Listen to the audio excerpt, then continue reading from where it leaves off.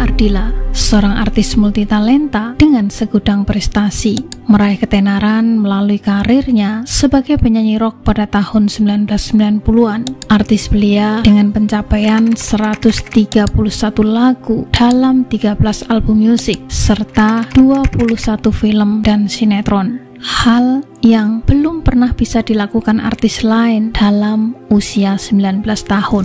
Sayangnya, Nika Ardila mengalami nasib tragis justru saat berada di puncak kesuksesan, di mana mobilnya mengalami kecelakaan, mengakhiri semua perjalanan karirnya, menyisakan kepedihan bagi para penggemar dan berbagai teori konspirasi yang bermunculan pasca kepergiannya.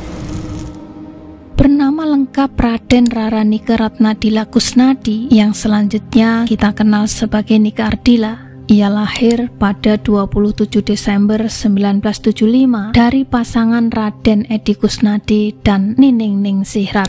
Sebenarnya, Nika punya dua kakak laki-laki, yang sulung Raden Deden Soni, lalu Raden Alan Yudi, dan Nika sendiri merupakan anak bungsu. Sekitar umur 8 tahun, kedua orang tua mulai menyadari Nika ternyata punya bakat seni. Tampaknya bakat Nika menurun dari kakek buyutnya yang merupakan artis penyanyi keroncong. Atas dorongan orang tuanya, Nika lantas ikut berbagai macam kursus seperti menari, vokal, akting, juga modeling, dan paling menonjol adalah bakat vokalnya. Di tahun 1985 atau usia 10 tahun, Nika mulai percaya diri ikut ajang lomba dan festival. Hasilnya cukup memukau. Ia berhasil meraih penghargaan sebagai penyanyi cilik di level nasional. Di antaranya juara Festival Pop Singer HAPMI atau Himpunan Artis Penyanyi dan Musisi Indonesia. Berikutnya, Nika kembali memenangkan lomba lainnya, yakni juara 1 Festival Penyanyi Indonesia Pop 3 Warna, mewakili Provinsi Jawa Barat. Karena prestasinya inilah, beberapa perusahaan label musik mulai melirik potensi Nika sebagai penyanyi. Nika Ardila mulai berkarir pada 1986 dengan merilis album kompilasi bertajuk Bandung Rock Power. Setahun kemudian, Nika kembali mengeluarkan sebuah album, namun kali ini bukan album kompilasi lagi, melainkan album perdananya sendiri bertajuk Lupa Diri dengan nama panggung Nika Astrina. Nama ini terinspirasi dari artis rock favoritnya, Nicky Astria, dan dikatakan album pertamanya ini tidak terlalu populer. Tetapi 3 tahun kemudian pada 1989, nama Nika mulai diperhitungkan. Di bawah asuhan musisi Dedi Dores, album berjudul Seberkas Sinar meledak di pasaran. Tak main-main, jumlah yang terjual sampai 200.000 kaset, jumlah penjualan yang sangat besar di zamannya. Tahun berikutnya, album berjudul Bintang Kehidupan lebih booming lagi dengan penjualan 500.000 kaset di awal rilis, lalu tercatat menjadi album terlaris dengan penjualan 2 juta kaset. Inilah album yang membawa Nika Ardila terkenal hingga ke negara tetangga seperti Singapura, Malaysia, Brunei, bahkan dijuluki Lady Rocker Indonesia, diva lagu rocknya Indonesia. Umumnya lagu-lagu yang dinyanyikan Nika Ardila merupakan hasil ciptaan Dedi Dores, seperti Sandiwara Cinta yang sering ditayangkan televisi. Karena nama besarnya yang sudah meluap kemana-mana, Nika Ardila pun mulai digait beberapa produser film. Nah, beberapa judul film yang pernah dibintanginya antara lain Si Kabayan yang meledak viral. Film lainnya yang dibintangi Nika tak kalah heboh, yakni Olga dan Sepatu Roda, juga Lupus 4, dan beberapa sinetron. Belum lagi menjadi gadis sampul di berbagai majalah remaja, juga iklan televisi. Nah, buntut dari itu semua pastinya membuat jadwal kegiatan Nika super padat. Kehidupannya menjadi jauh berbeda dengan remaja seusianya.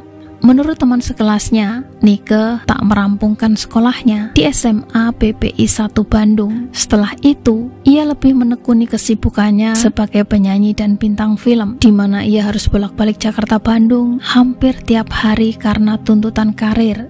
Karena itu, sejak tahun 1994, ia memutuskan pindah dan tinggal di sebuah kontrakan di wilayah Fatmawati, Jakarta Selatan. Berikutnya, hari-hari Nike dipadati aktivitas sebagai penyanyi, syuting sinetron, sesi pemotretan sampul majalah, juga syuting film. Kesibukan seperti tak ada habis-habisnya, dan dari sinilah kisah tragis Nike Ardila ini bermula.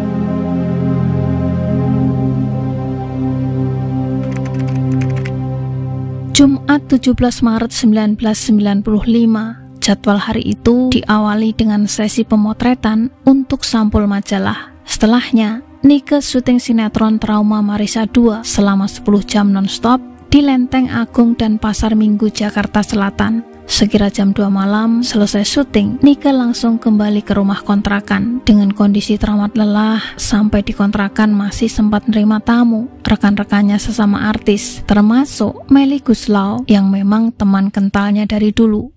Menjelang subuh, memasuki hari Sabtu 18 Maret 1995, semua tamu Nike pulang kecuali satu teman bernama Nona. Memang Nona ini diminta menemani Nike menginap di sana. Nah, karena nggak bisa tidur, keduanya lantas menonton film Cinderella sampai jam 6 pagi. Jadi Nike hanya sempat tidur 2 jam saja, sebab jam 8 paginya Nike harus berangkat syuting sinetron Warisan Darah Biru 2 di daerah Bogor. Karena merasa kurang fit, Nike dan manajernya Sofiatun lantas minta Bang Alim sebagai sopir. Usai syuting sekira jam 8 malam dengan mobil yang dikemudikan Mang Alim, Nike dan Atun meluncur ke kota Bandung. Rencananya mereka akan menghadiri hari ulang tahun majalah Aneka di sebuah diskotik di Bandung. Diskotik ini semacam klub malam kalau bahasa sekarang. Nah, sebelum ke sana, Nike menyempatkan diri mampir di rumah kedua orang tuanya di Bandung. Jam 11 malam mereka sampai di rumah orang tua Nike dan disinilah keganjilan terjadi. Tiba-tiba Nike minta dipeluk mami papinya. Di situ Nike menangis meminta maaf karena jarang pulang ke rumah. Nike juga minta doa agar dirinya selalu diberikan kesehatan. Menurut Sofiatun, entah kenapa ia merinding melihat pertemuan mereka, sebuah pertemuan yang seakan-akan menyiratkan sebuah perpisahan. Ya tapi, kedua orang tuanya menganggap Nike hanya dalam kondisi kelelahan saja, juga kangen karena lama tak bertemu, tak ada pikiran aneh-aneh. Setelah 30 menit di rumah orang tua Nike, sekitar jam setengah 12 malam, Nike pamitan. Perjalanan dilanjut dengan mobil ke diskotik Studio East. Namun kali ini, Mang Alim tidak ikut karena harus kembali ke Jakarta. Nike dan Atun hanya berangkat berdua. Mereka sempat mampir ke Hotel Jayakarta menemui rekan sesama artis untuk berangkat bareng. Kemudian dengan 3 mobil, barulah mereka menuju diskotik Studio East, tempat acara berlangsung. Di sana Nike Ardila berkumpul bareng rekan-rekan artis. Mereka ngobrol sambil minum, sedangkan Nike sendiri hanya memesan jus jeruk saja. Jam 3 pagi memasuki hari Minggu 19 Maret 1995, acara pun selesai. Kebayang nggak gimana rasa letihnya tubuh Nike subuh itu? Nah, saat mau cabut di jam 3 itu, Sofiatun sang manajer melihat ban mobil Civic Genio milik Nike ini ban depannya kempes. Maka oleh teman-teman cowok digantilah ban mobil Nike dengan ban serep. Tapi ketika terpasang, ternyata ban serep tadi ukurannya sedikit lebih kecil dari ketiga ban lainnya. Awalnya mereka mikir tak masalah, yang penting nyampe rumah dulu, besok baru bawa ke bengkel. Beres ganti ban, mereka meluncur ke restoran Kintamani untuk makan sebentar. Setelahnya kembali ke Hotel Jayakarta, antar teman-teman Nike dan mengobrol di lobi hotel. Sekitar jam 5 pagi, Nike dan Atun pamit pulang. Mobil dikemudikan Atun. Tapi di tengah perjalanan, tiba-tiba Nike minta mobil dihentikan. Di sana Nike bilang, "Sini, gantian aku setir." Atun sempat menolak, tapi Nike memaksa. Demikianlah akhirnya Nike mengambil alih kemudi. Mobil melaju dengan kecepatan sekitar 70 km per jam. Atun memasang sabuk pengaman. Sayangnya Nike Ardila tidak. Sudah diperingatkan Atun, tapi Nike acuh. Mungkin ini sudah pertanda kali ya. Nah, memasuki jalan RE Marta Dinata Bandung, ada mobil hardtop merah melaju lamban di depan mereka. Karena buru-buru, Nike hendak mendahuluinya. Saat Nike menyalip dari sisi kanan, dari lawan arah melaju kencang sebuah mobil TAF. Nike terkejut, banting setir ke kiri. Tapi sayang, mobil mainan oleng, menabrak pembatas jalan, terguling, dan terhenti oleh bak sampah dari beton. Mobil Nike ringsek parah. Pada peristiwa ini, Sofiatun dinyatakan selamat karena pakai sabuk pengaman, tapi tidak dengan Nike Ardila. Sang artis tak bisa diselamatkan. Berita duka segera menyebar, menjadi headline TV dan media massa, menjadi hari berkabung bagi jutaan fans dan keluarga. Nike Ardila dinyatakan meninggoy di usia 19 tahun saat berada di puncak karir. Di sisi lain, hasil olah TKP dan pemeriksaan saksi-saksi, polisi tidak menemukan indikasi tindak kejahatan. Memang ada rumor mengatakan Nike mengemudi dalam keadaan mubak, tapi hasil otopsi menyatakan nihil. Dan banyak saksi juga melihat Nike hanya minum jus jeruk malam itu. Mengenai ban mobil Nike, ini juga bukan unsur kesengajaan, hanya faktor kecil saja. Intinya, pihak berwenang telah menyimpulkan peristiwa ini murni kecelakaan tunggal. Tidak ada tersangka, tidak ada tindak pidana. Namun setelahnya, entah siapa yang menghembuskan sebuah teori konspirasi muncul dan menjadi viral.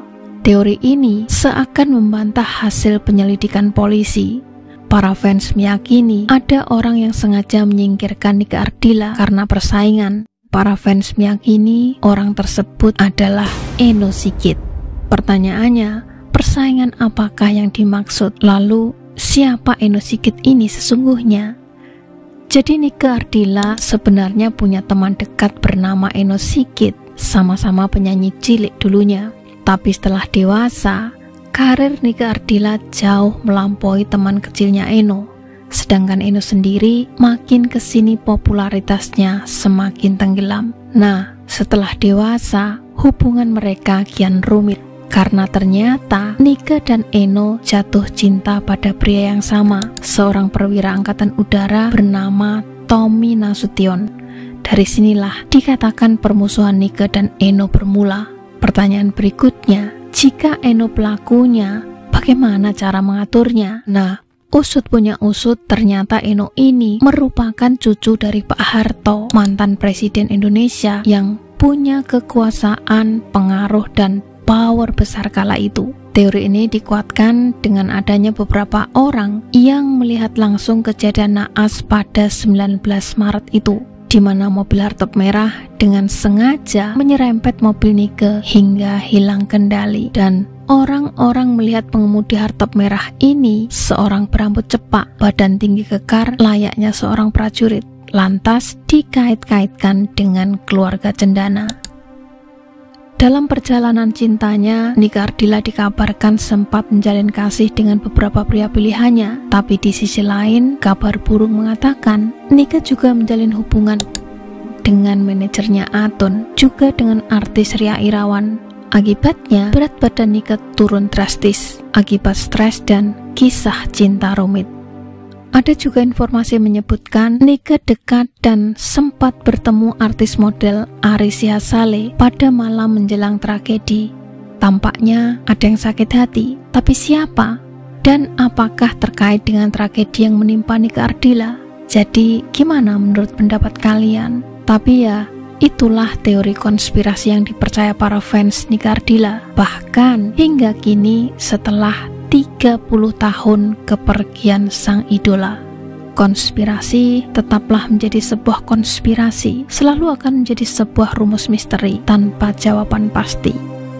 Sebelum kepergiannya, almarhumah masih sempat membangun 2 sekolah gratis untuk orang-orang disabilitas. Tapi sebelum sempat meresmikannya, Nike Ardila telah pulang untuk selamanya. Sekolah tersebut bernama SLB Sekolah Luar Biasa Nike Ardila.